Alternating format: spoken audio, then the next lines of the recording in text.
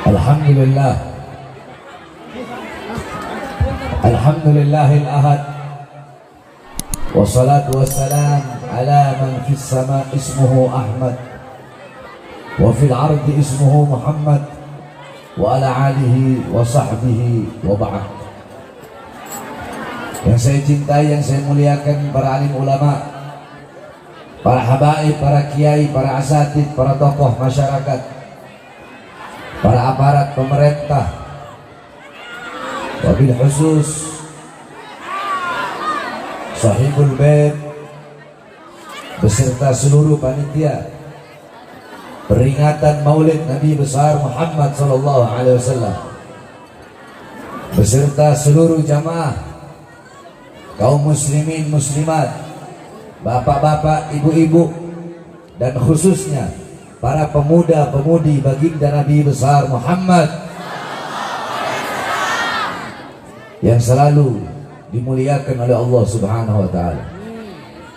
Alhamdulillah, segala puji dan syukur kehadirat Allah Subhanahu wa taala yang dimana pada pagi hari, pada siang hari yang mulia ini Allah Subhanahu wa taala mengumpulkan kita di tempat yang dimana tempat ini menjadi tempat turunnya barakah, tempat turunnya rahmah, tempat turunnya hidayah, tempat turunnya maghfirah, tempat turunnya keberkahan, tempat turunnya kasih sayang, tempat turunnya pengampunan dari Allah Subhanahu wa taala. Karena duduknya kita di ini majlis, di ini perkumpulan untuk memuliakan dan mengagungkan daripada maulid atau hari kelahiran baginda Nabi besar Muhammad sallallahu alaihi wasallam. Saudara-saudara sekalian yang dimuliakan oleh Allah Subhanahu wa taala, dalam kitab Khawashi Syarwani ala Tuhfatil Muhtaj, kitab Khawashi Syarwani adalah hasyiah daripada kitab Tuhfatul Muhtaj Al-Imam Ibnu Hajar Al-Haytami. Kitab Tuhfatul Muhtaj Al-Imam Ibnu Hajar Al-Haytami adalah syarah daripada kitab Minhaj Al-Imam An-Nawawi. Dalam kitab tersebut qala muallif, inna afdhalal layali huwa lailatul maulidis syarif, thumma lailatul qadar, thumma lailatul jum'ah, thumma lailatul isra. Sesungguhnya malam yang paling mulia, malam yang paling utama, malam yang paling agung adalah malam kelahiran baginda Nabi besar Muhammad. Setelah malam kelahiran Nabi, baru malam Lailatul Qadar. Setelah malam Lailatul Qadar, baru malam Jumat. Pertanyaannya, kenapa malam Maulid, kenapa hari kelahiran Nabi lebih utama, lebih mulia, lebih agung daripada Lailatul Qadar? Padahal Lailatul Qadar adalah malam turunnya malaikat, malam turunnya Jibril, malam turunnya Quran, malam yang lebih utama daripada 1000 bulan. Tapi kenapa malam kelahiran Nabi lebih utama, lebih mulia, dan lebih agung daripada Lailatul Qadar? Al-Imam Al-Qastallani dalam kitabnya, beliau mengatakan, beliau menjelaskan bahwasanya malam kelahiran Nabi, malam Maulid lebih utama daripada Lailatul Qadar karena 3 sebab, karena 3 perkara. Apa itu? Yang pertama, Lailatul Qadar adalah malam turunnya malaikat, malam adanya malaikat. Sedangkan malam Maulid adalah malam adanya Nabi Muhammad, malam lahirnya Nabi Muhammad. Adanya Nabi, lahirnya Nabi sudah tentu jauh lebih mulia dan lebih utama daripada adanya dan turunnya malaikatnya Allah Subhanahu wa taala. Yang kedua, malam Lailatul Qadar adalah anugerah Allah untuk Nabi Muhammad. Sedangkan malam Maulid adalah malam lahirnya sosok yang diberikan anugerah tersebut. Berarti kalau bukan karena malam kelahiran Nabi, tidak akan ada yang namanya malam Lailatul Qadar. Bahkan kalau bukan karena maulidnya Nabi, kalau bukan karena kelahiran Nabi, tidak akan ada hari-hari besar yang hari-hari besar yang lainnya dalam Islam. Tidak akan ada Idul Fitri, tidak akan ada Idul Adha, tidak akan ada Nuzulul Quran, tidak akan ada Ramadan, tidak akan ada Fathul Makkah, tidak akan ada Lailatul Qadar, tidak akan ada Isra wal Mi'raj, tidak akan ada Al-Quran, tidak akan ada ilmu, tidak akan ada amal, iman, Islam, takwa. Tidak akan ada itu semua kalau bukan diawali daripada maulid atau kelahiran baginda Nabi besar Muhammad sallallahu alaihi wasallam. Bahkan Al-Imam As-Sayyid Al-Habib Muhammad Ibn Ali Al-Malik Al-Hasani radhiyallahu anhu rahimahullah beliau pernah menukil perkataan daripada Imam As-Sayyid Muhammad Amin Qutbi. Gal As-Sayyid Muhammad Amin Qutbi, ya Lailatul Itsnin, madha safahat, wahai malam Senin, apa yang telah menyapamu, engkau begitu mulia, kau begitu agung, kau begitu luhur, kau begitu suci. Wahai malam Senin, engkau menjadi mulia, menjadi agung, menjadi suci, karena dari mula, pada mula, berawal dari mula. Hari-hari yang mulia dalam Islam itu ada, berawal darimu, karena pada mula lahir baginda Nabi besar Muhammad Sallallahu Alaihi Wasallam. Oleh karenanya saudara-saudara, di hari Maulid kita duduk di majelis ini untuk bergembira dengan kelahiran baginda Nabi besar Muhammad Sallallahu Alaihi Wasallam. Bersyukur kepada Allah atas lahirnya cahaya alam semesta, yaitu baginda Nabi besar Muhammad yang memerintahkan kita untuk berbahagia dengan lahirnya Nabi. Yang perintahkan bukan para ustadz, bukan para kiai, bukan para habaib, bukan para ulama, bukan para a'immah, bukan a'immatul arba', bukan Imam Maliki, bukan Imam Hanafi, Maliki, Syafi'i, Hambali, bukan para asfiya, bukan para tabi'in, bukan para tabi'in, bukan para sahabat, bukan Nabi Muhammad, bukan para anbiya, bukan para mursalin, bukan juga para malaikat, tetapi yang memerintahkan kita bergembira dengan lahirnya Nabi, dengan adanya Nabi. Yang memerintahkan adalah Allah Subhanahu wa taala. Dalam Al-Qur'an Allah berfirman, "Qul bifadlillah wa birahmati fabidzalika falyafrahu." Katakanlah, dengan karunia Allah dan dengan rahmat Allah, maka dengan karunia dan rahmat tersebut falyafrahu, bergembiralah, berbahagialah dengan adanya karunia dan rahmat Allah Subhanahu wa taala. Apa karunia Allah? Karunia Allah adalah ilmu. Karunia Allah adalah Islam. Karunia Allah adalah iman. Maka dengan adanya ilmu, dengan adanya Al-Quran, dengan adanya Islam, dengan adanya iman, berbahagialah, bersukalah, bersukacitalah, bergembiralah. Terus apa rahmat Allah dalam ayat tersebut?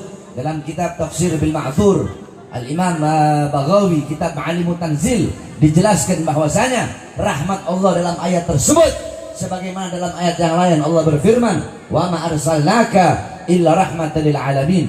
Tidak aku utus engkau wahai Muhammad kecuali engkau rahmat bagi seluruh alam semesta. Maka dengan adanya Nabi Muhammad sebagai rahmat Allah yang terbesar, rahmat Allah yang teragung, rahmat Allah yang termulia, falyafrahu, maka hendaklah mereka bergembira, hendaklah kita berbahagia, bergembira dengan adanya karunia dan rahmat Allah, yaitu baginda Nabi besar Muhammad Sallallahu Alaihi Wasallam. Saudara-saudara, kita duduk di ini majelis memuliakan, mengagungkan kelahiran baginda Nabi besar Muhammad Sallallahu Alaihi Wasallam, yang memerintahkan bukan para ustadz, bukan para kiai, bukan para ulama, bukan para habaib, bukan para asrafun salih, bukan para a'immatul arba', bukan Imam Hanafi, Maliki, Syafi'i, Hambali, bukan para tabi'in, bukan para asfiya, bukan para sahabat, bukan Nabi Muhammad, bukan para malaikat, tetapi yang memerintahkan kita untuk memuliakan, untuk mengagungkan kelahiran baginda Nabi besar Muhammad. Yang pertama kali memuliakan dan mengagungkan kelahiran Nabi adalah Allah Subhanahu wa taala. Tetapi Allah memiliki cara tersendiri untuk memuliakan dan mengagungkan hari kelahiran baginda Nabi besar Muhammad.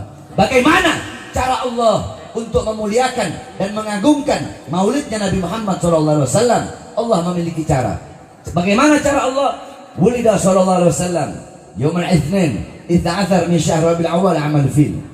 Nabi Muhammad SAW beliau lahir pada hari Senin tanggal 12 bulan Rabiul Awal pada tahun gajah. Wa summiya ama wiladati amal fil li'anna al-malik al-Habasyah ja'id al-Ka'bah ja'id al-Makkah lihadbil Ka'bah. Dinamakan tahun kelahiran beliau sebagai tahun gajah karena Raja Habasyah bersama pasukannya datang membawa pasukan gajah untuk menghancurkan Ka'bah. Fa'ahlakallahu al-jaysh. Allah hancurkan pasukan gajah tersebut dengan apa? Dengan burung ababil yang Allah utus membawa batu dari neraka Sijil. Satu ekor burung membawa 3 buah batu. Satu batu di mulutnya, satu batu di kaki kanannya, satu batu di kaki kirinya. Ketika itu burung lemparkan itu batu, jatuh di atas kepala, tembus sampai ke kakinya pasukan gajah. Faja'alahum ka'asfin ma'kul. Allah jadikan, Allah binasakan, Allah hancurkan, Allah jadikan para pasukan gajah bagaikan daun yang dimakan ulat, berlubang ketika batu itu tembus di kepala, jatuh di kepala, tembus sampai ke kaki mereka. Allah hancurkan, Allah leburkan para pasukan gajah di hari kelahiran Nabi Muhammad SAW. Pertanyaannya, kenapa kok tepat di hari kelahiran Nabi? Apakah mustahil sebelum mereka berangkat Allah hancurkan? Bisa Allah hancurkan sebelum mereka berangkat ke Mekah, atau sesudah mereka pergi, sesudah mereka balik dari Mekah. Tapi kenapa Allah hancurkan mereka tepat di hari kelahiran Nabi? Tasyrifan wa takriman wa ta'ziman li maulidin Nabi sallallahu alaihi wasallam, untuk memuliakan, mengagungkan hari kelahiran Nabi Muhammad sallallahu alaihi wasallam. Api majusi yang selama ribuan tahun tidak pernah padam, Allah padamkan di hari kelahiran Nabi Muhammad. Kenapa Allah padamkan di hari kelahiran Nabi? Apakah Allah nggak bisa padamkan sebelum Nabi lahir? Bisa. Tidak mustahil bagi Allah memadamkan sebelum Nabi lahir atau sesudah Nabi lahir. Tapi kenapa Allah padamkan di hari kelahiran Nabi Muhammad SAW untuk memuliakan dan mengagungkan hari kelahiran baginda Nabi besar Muhammad? Tiang-tiang daripada istana Romawi Allah hancurkan di hari kelahiran Nabi. Kenapa di hari lahir Nabi? Kenapa tidak sebelum Nabi lahir atau sesudah Nabi lahir? Kenapa di hari lahir Nabi? Untuk memuliakan dan mengagungkan hari kelahiran Nabi Muhammad SAW. Sumur-sumur yang kering memancarkan air di hari kelahiran Nabi. Pohon-pohon yang kering menumbuhkan, tumbuh kembali daunnya, berbuah di hari kelahiran Nabi. Allah pancarkan sumur-sumur yang kering, air Allah pancarkan. Pohon-pohon yang kering Allah tumbuhkan dedaunannya. Kenapa di hari lahir Nabi? Apakah tidak bisa sebelum Nabi lahir? Bisa. Apakah tidak bisa sesudah Nabi lahir? Bisa. Tidak mustahil bagi Allah. Tapi kenapa di hari lahirnya Nabi? Untuk memuliakan dan mengagungkan kelahiran Nabi Muhammad SAW. Seperti itulah cara Allah memuliakan dan mengagungkan hari kelahiran kekasihnya, yaitu baginda Nabi besar Muhammad SAW. Maka intinya, jikalau kita duduk di ini majelis intisari maulid, jikalau intisari maulid adalah berbahagia dengan lahirnya Nabi, maka berarti Allah yang memerintahkan maulid. Kenapa? Karena Allah lah yang pertama kali Allah yang pertama kali memerintahkan bergembira dengan ada rahmatnya, yaitu baginda Nabi besar Muhammad SAW. Jikalau intisari maulid adalah memuliakan dan mengagungkan kelahiran Nabi Muhammad, maka berarti yang pertama kali zat yang memuliakan dan mengagungkan serta bermaulid kepada Nabi adalah zat Allah Subhanahu wa taala. Kalau intisari maulid adalah mengagungkan dan memuliakan hari lahirnya Nabi, maka Allah yang pertama kali bermaulid, karena Allah lah yang pertama kali memuliakan dan mengagungkan kelahiran baginda Nabi besar Muhammad sallallahu alaihi wasallam. Oleh karenanya kita duduk di sini bersyukur kepada Allah atas lahirnya Nabi Muhammad, sebagaimana Imam Busiri radhiyallahu an dalam Qasidah Muhammadiyahnya beliau katakan, Muhammadun syukruhu fardun alal umami. Muhammad bersyukur dengan adanya beliau, wajib bagi setiap umat untuk bersyukur dengan adanya baginda Nabi besar Muhammad. Oleh karenanya saudara-saudara, di negara Indonesia yang kita cintai ini, kalau udah masuk bulan Maulud Rabiul Awal, itu sampai Rabiul Akhir, sampai terus Jumadil Awal, Jumadil Akhir, terus tidak berhenti. Kalau udah masuk bulan Maulud, setiap ganggang, setiap lorong-lorong, setiap desa, setiap RT RW, setiap kelurahan, setiap desa, setiap camat, setiap wilayah, setiap kota, setiap daerah, dari Sabang sampai Merauke, semua umat Islamnya pasti merayakan Maulid Nabi besar Muhammad. Oleh karenanya umat Islam Indonesia menjadi salah satu umat yang dicintai oleh baginda Nabi besar Muhammad SAW. Sebab kenapa? Sebab tidak ada negara di seluruh dunia ini yang lebih banyak ketika bulan Maulid merayakan lahirnya Nabi, merayakan Maulidnya Nabi. Tidak ada negara yang lebih banyak merayakan Maulid Nabi seperti negara kita, yaitu negara Kesatuan Republik Indonesia. Akan tetapi saudara-saudara, sayang seribu sayang, sungguh sayang seribu sayang, di negara yang mayoritas muslim, di negara Indonesia yang dimana ini adalah negara demokrasi, negara Indonesia yang dibangun oleh para ulama, negara Indonesia yang tanahnya telah dicuci dengan darah para syuhada, darah para pahlawan, darah para ulama, darah para santri. Di Indonesia kemarin ada satu orang cucu Nabi Muhammad SAW, yang dimana ketika beliau sedang beliau memuliakan, mengagungkan hari kelahiran kakeknya, beliau bikin acara Maulid Nabi Muhammad untuk berbahagia, untuk bersyukur, untuk bergembira dengan lahir kakeknya, dengan lahirnya Nabi kalian Nabi Muhammad SAW. Beliau membuat acara, malah beliau di penjara. Siapa beliau? Beliau satu-satunya Habib yang masuk penjara karena merayakan Maulid Nabi, dan itu hanya terjadi di Indonesia. Beliau adalah Al-Habib Muhammad Rizik bin Hussein bin Syihab, saudara-saudara. Saya tanya, ini perbuatan zalim apa tidak? Zalim apa tidak? Zalim apa tidak? Ini adil apa tidak? Adil apa tidak? Alasannya PSBB. Sedangkan tenaga kerja dari asing terus-terusan dikirim negara Indonesia, sedangkan masih banyak pribumi, pemuda-pemudi kita yang pengangguran tenaga kerja terus dikirim dari asing, saudara-saudara. Adil apa tidak? Adil apa tidak? Habib Rizik bikin Maulid Nabi Muhammad, dijebloskan ke dalam penjara, sedangkan mal-mal tetap buka, sedangkan banyak warung-warung kecil tutup. Kemarin warung-warung kecil ditutup, mal-mal besar tetap buka. Kenapa? Karena warung-warung kecil milik rakyat Indonesia, sedangkan mal-mal milik asing, sehingga kita pribumi Indonesia menjadi budak di negara kita sendiri, saudara. Jadi pemerintah itu harus adil, betul? Betul? Jangan hukum itu hanya tajam ke bawah, tumpul ke atas, betul? Giliran ada yang PPKM-nya giliran yang berkerumunannya pemerintah dibiarkan. Giliran ulama habaib bikin Maulid Nabi, Habib Rizik memasukkan penjara, saudara-saudara. Bahkan saya, Bahar bin Smith, baru 2 hari keluar dari penjara udah dimasukkan lagi ke dalam penjara. Alasannya apa? 1, alasannya PSBB katanya. 2, alasannya ceramahnya Habib Bahar, ceramah provokasi, ceramah yang meresahkan masyarakat. Saya tanya, engkau semua kalian masyarakat Indonesia, kalian rakyat Indonesia apa bukan? Rakyat apa bukan? Rakyat apa bukan? Masyarakat apa bukan? Kalian sudah dengarkan ceramah saya ketika saya baru keluar kemarin? Dulu yang saya ditahan lagi, saya keluar dari lapas Cibinong. Yang ketika saya mengkritik Presiden Jokowi, yang ketika saya kritik dia, kenapa rakyat kecil kau kurung di dalam, tidak kau kasih makan, kau bikin mereka mati kelaparan. Gara-gara itu katanya ceramah meresahkan. Saya tanya, ceramah saya itu bela rakyat apa tidak? Bela rakyat apa tidak? Bela orang susah apa tidak? Bela rakyat miskin apa tidak? Meresahkan apa tidak? Meresahkan apa tidak? Berarti yang resah pemerintahnya. Betul?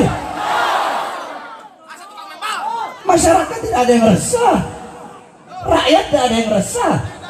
Orang yang saya bela rakyat kok katanya meresahkan masyarakat, provokasi kebencian. Emang saya suruh siapa? Emang saya suruh jatuhin negara? Saudara-saudara, jangan pernah kalian meragukan kecintaan kami para habaib kepada negara kesatuan Republik Indonesia. Cinta kami bukan hanya di mulut, saudara-saudara. Ini kita dibilang radikal, dibilang intoleran. Saudara-saudara sekalian yang dimuliakan oleh Allah Subhanahu wa taala, dalam akidah Ahlus Sunnah wal Jamaah, saya tanya semua yang ada di sini, Ahlus Sunnah wal Jamaah apa bukan? Aswaja bukan?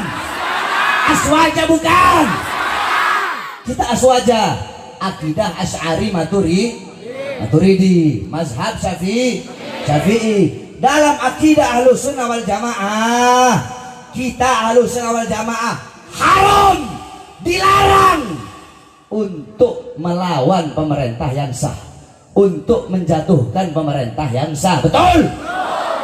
Yang kita lawan bukan pemerintahnya, tetapi ketidakadilannya. Betul? Kezolimannya betul, kemungkarannya betul. Kebijakan-kebijakan kalian yang menyengsarakan rakyat, itu yang kami lawan. Kebijakan-kebijakan kalian yang pro kepada asing, sehingga rakyat merana, kalian hidup kenyang, rakyat kelaparan, kalian hidup senang, rakyat susah. Kalian di masa corona, kalian di masa pandemi, di masa corona, di masa pandemi, kalian tambah kaya, sedangkan rakyat tambah susah. Itu yang akan kami lawan sampai titik darah penghabisan, saudara. Siap lawan kezaliman, siap lawan kemungkaran, siap lawan ketidakadilan, siap hancur, siap binasa, siap mati. Allahu Akbar, Allahu Akbar, Allahu Akbar. Ini penista agama dilindungi, betul? Hukum tajamnya ke kanan, tumpul ke kiri. Penista-penista agama karena berada di pihak kekuasaan, walaupun berkali-kali dilaporkan, tidak diproses, betul? Kenapa? Karena mereka berada di pihak kekuasaan. Kalau kita orang yang selalu mengkritik penguasa, ngomong ini, masuk, diperiksa, dilaporkan, diperiksa dari saksi, langsung jadi tersangka. Dari tersangka dimasukkan penjara, langsung, saudara-saudara, secepat kilat. Kenapa? Karena kita, jawabannya hanya satu, karena kami tidak berada di pihak kekuasaan. Jawabannya hanya satu, kenapa? Kami tidak bisa disuap, kami tidak bisa dibeli. Kenapa? Dalam darah, di dalam tubuh kami, dalam tubuh Habib Rizik Syihab mengalir darah suci baginda Nabi besar Muhammad SAW. Kakek-kakek kami sudah biasa dibunuh, saudara. Di penjara biasa kami punya kakek udah biasa dibunuh. Kami punya kakek Sayyidina Ali bin Abi Thalib radhiyallahu anhu, ketika sedang sholat ditikam dari belakang, ditusuk dari belakang, wafat. Kenapa beliau dibunuh? Beliau dibunuh, jawabannya satu, karena beliau yang berada di barisan paling depan untuk melawan para pemerintah yang zalim. Kami punya kakek Sayyidina Hasan radhiyallahu anhu. Sayyidina Hasan diracun, saudara, dikhianati oleh istrinya sendiri, diracun. Khalifah pemerintah ketika itu menjanjikan kepada istrinya Sayyidina Hasan, kalau kamu bisa membunuh suamimu, akan aku beri engkau kekuasaan. Ya khianati Sayyidina Hasan radhiyallahu anhu. Sayyidina Hasan makan suatu makanan yang ada racun, keluar semua isi perutnya, beliau wafat. Kenapa? Jawabannya satu, karena beliau yang berada di barisan paling depan. Untuk apa? Untuk melawan kezaliman para pemerintah. Beliau berada di barisan paling depan untuk menyampaikan kebenaran. Kami punya kakek Al-Imam Husain, Sayyidina Husain radhiyallahu anhu. Kakeknya kami para habaib, dipenggal kepalanya, saudara-saudara.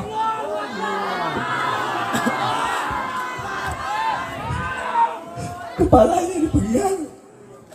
Anak beliau yang masih bayi, Sayyidina Ali al-Asghar, beliau angkat di hadapan para musuh.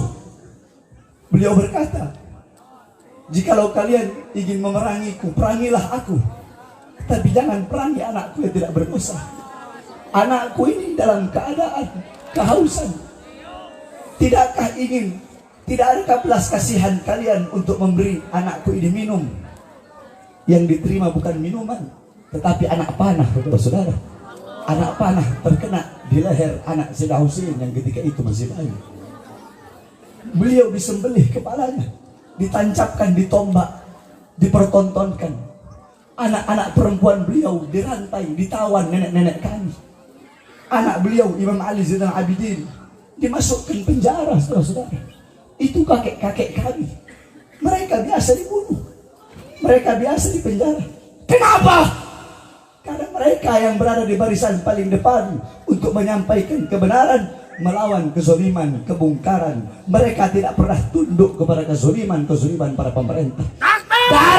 Darah beliau, darah beliau, darah pejuang mereka, darah keberanian mereka mengalir dalam tubuh Habib Rizik, mengalir dalam darah daging kami. Oleh karenanya kami para habaib bersumpah demi Allah, selama kedua mata kami masih terbuka untuk melihat ketidakadilan, untuk melihat kemungkaran, untuk melihat kezaliman, melihat penderitaan rakyat, melihat kesengsaraan rakyat, melihat para ulama dinistakan, maka selama itu juga kami akan tegak berdiri melawan kezaliman, tidak akan pernah berhenti sampai mati, tidak akan mundur walaupun harus hancur saudara-saudara.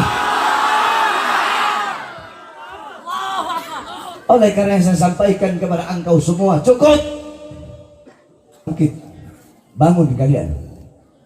Sekarang adalah saat bagi kita untuk sama-sama berjuang untuk bangsa, betul?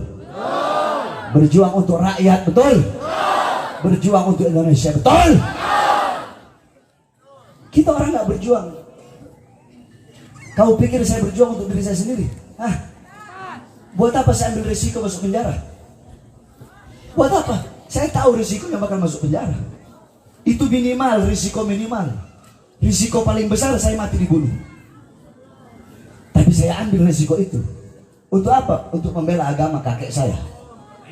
Untuk apa? Untuk membela bangsa, rakyat daripada negara yang sangat saya cintai, yaitu negara Kesatuan Republik Indonesia. Demi Indonesia, demi Indonesia, demi merah putih, demi Bhinneka Tunggal Ika, demi Pancasila, demi bangsa, demi rakyat. Jangankan cuma di penjara atau dibenci atau dihina atau dicaci maki, demi bangsa, demi rakyat, demi Indonesia, demi NKRI, demi Garuda, demi merah putih, demi Pancasila, demi Allah, jangankan di penjara, dicaci, dimaki, darah, nyawa, jiwa Bahar bin Smith murah saudara-saudara. Nyawa jiwa saya murah demi bangsa, rakyat dan negara Kesatuan Republik Indonesia. Oleh karena saya tanya semua yang hadir di sini, siap berjuang? Siap berjuang? Siap berjuang? Siap berjuang untuk bangsa? Siap berjuang untuk NKRI? Bagi kita NKRI harga mati, betul? NKRI harga apa? NKRI, NKRI, NKRI, merah putih, harga merah putih, NKRI, Pancasila, Bhinneka Tunggal Ika, harga mati. Oleh karenanya jangan macam-macam. Para pemerintah, kalian para pemerintah, TNI kek, Polri kek, pemerintah dari RT, RW, lurah, camat, bupati, wali kota, menteri, presiden, kalian diangkat oleh rakyat. Anggota dewan, DPR, MPR, rakyat. Kami rakyat Indonesia adalah ibu kandung kalian, betul? Kami rakyat adalah ibu kandung kalian.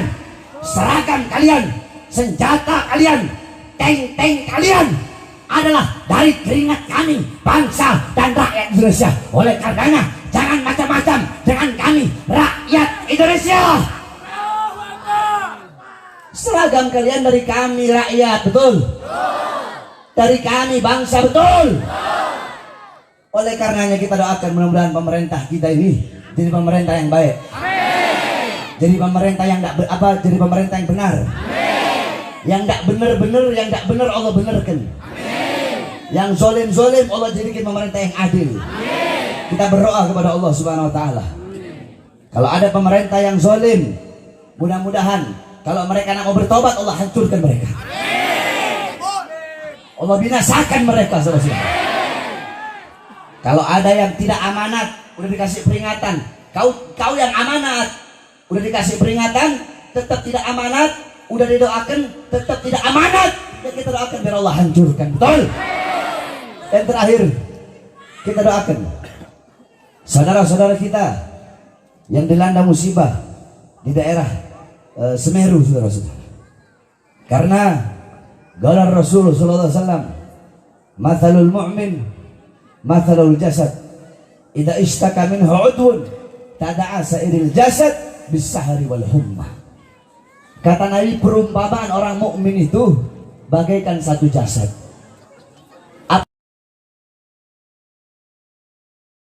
sakit, maka seluruh anggota tubuhnya akan merasakan sakit. Saya tanya, kalau kalian sakit gigi, yang sakit cuma gigi atau semua badan? Semua badan kan? Nggak mungkin sakit gigi hanya gigi aja yang sakit. Nah, begitulah perumpamaan orang mukmin. Apabila ada saudara kita yang terluka, maka luka mereka adalah luka kita juga. Penderitaan mereka adalah penderitaan kita juga. Saudara-saudara kita yang ditimpa musibah, musibah yang mereka alami sama seperti kita mengalami musibah. Mereka yang wafat, ada yang anak-anaknya menjadi yatim, sama seperti kita kehilangan orang tua kita menjadi yatim. Mereka istri-istri yang menjadi janda, sama seperti kita para suami yang kehilangan istri-istri kita. Sama seperti para istri kehilangan kita suami.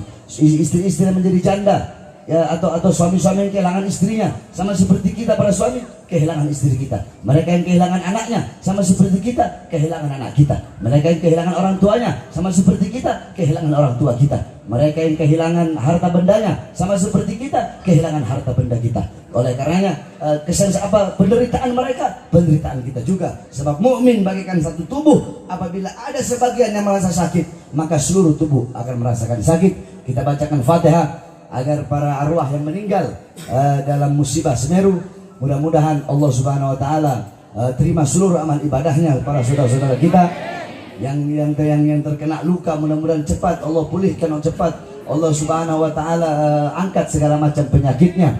Dan kita doakan juga saudara-saudara kita yang berada di sana yang sedang membantu, baik memberi bantuan berupa logistik, bahan pangan ataupun tenaga dan lain-lainnya. Kita doakan agar mereka dikuatkan langkah kaki mereka. Banyak orang bilang FPI begini, FPI begini, FPI begini, FPI begini. Orang yang ngomong begitu ketika ada musibah mereka nggak nongol. Justru ketika ada musibah dan ada bencana, FPI lah yang selalu nongol, saudara-saudara. Betul? Kita ngomong kebenaran, betul? Yang ngomong FPI itu radikal, FPI itu intoleran. Yang ngomong begitu, lagi musibah, lagi bencana, nggak kelihatan congornya. Justru yang kelihatan adalah para FPI.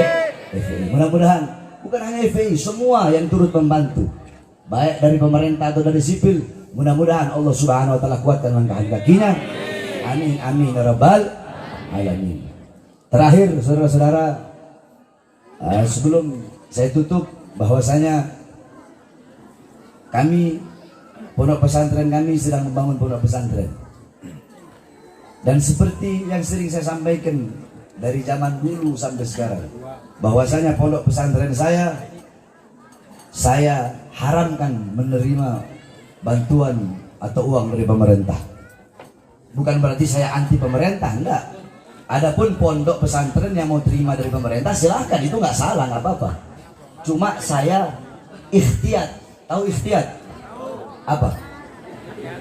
Berhati-hati. Ikhtiyat. Saya takut.